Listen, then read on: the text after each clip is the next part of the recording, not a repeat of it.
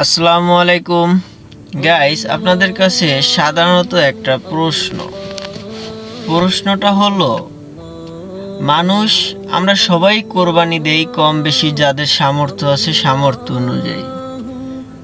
কিন্তু কোরবানি গেল 1 মাস, এই 1 মাস ধরে আমি একটা জিনিস ভাবি আর কিছু কিছু মানুষের জিজ্ঞাসা করেছি, কিন্তু কেউ সঠিক উত্তর দেয়, কেউ আবার সঠিক দেয় না, কেউ সঠিকের কাছাকাছি যায়। আপনাদের কাছে হলো, আপনারা একটু সঠিক উত্তরটা দেওয়ার চেষ্টা করবেন। প্রশ্নটা হলো, মানুষ যখন কোরবানি দেয় একটা পশু, গরু বা ছাগল, উট, দুম্বা যাই দেখ, আমরা সাধারণতভাবে গরুই বেশি দেই।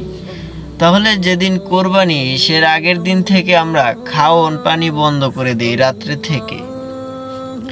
অর্থাৎ আমাদের যে মানুষের জীবনে যে একটা রুহু, মানে মানুষের যে একটা পানির চাহিদা আছে বা খাবারের চাহিদা আছে, আমরা একটু কর্ম করলে ওই কর্ম জিনিসটা করতে করতে পানির তৃষ্ণা লাগে, তখন আমরা কি করি? পানি পান করি।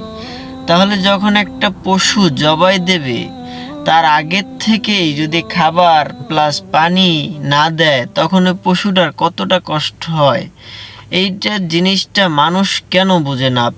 বা যখন হয়তো আমরা খাবার দেই না, দিলে খাবার হজম হতে সময় লাগবো, এর জন্য আমরা খাবার দিই না, কিন্তু পানিটা তো খারাপ না। পানিটা হলো হয়তো পানি লাগবো, কিন্তু পানিটা একটা, আমি যদি পশুটা জবাই দেওয়ার সময় আমরা যদি একটু পানি খাওয়াই কিছুক্ষণ আগে, তাও তো পশুটার জবাইয়ের আগ মুহূর্তে খাবার না খাওয়াই যদি আমরা একটু পানি পান করাই, তাহলে কি সমস্যা?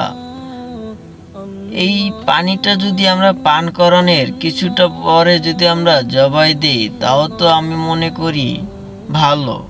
কারণ আমরা যখন গরু জবাই দেওয়ার শুরু থেকে কাটাকাটি শেষ করা পর্যন্ত মাঝে কতবার পানি খাই, প্লাস নাস্তা খাই খিদার জন্য, পানির তৃষ্ণা পিপাসা মিটানোর জন্য।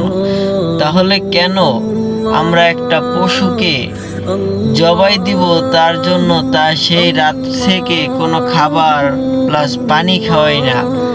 এটাই হলো আপনাদের কাছে আমার এই প্রশ্নটার উত্তর। সবাই কমেন্টে দিবেন এবং বেশি বেশি সবাইকে শেয়ার করে দিবেন। আশা করি যদি ভুল ত্রুটি কোনো কথা কয়ে থাকি মাফ করে দিবেন, কারণ আমি কখনো এরকম ভিডিও তৈরি করি না, আর আমি এরকম ভিডিও বানানোর কখনো চেষ্টা করিনি। প্রথম হয়তো ভুল ত্রুটি করে থাকতে পারি, সবাই ক্ষমার দৃষ্টিতে দেখবেন। আসসালামু আলাইকুম।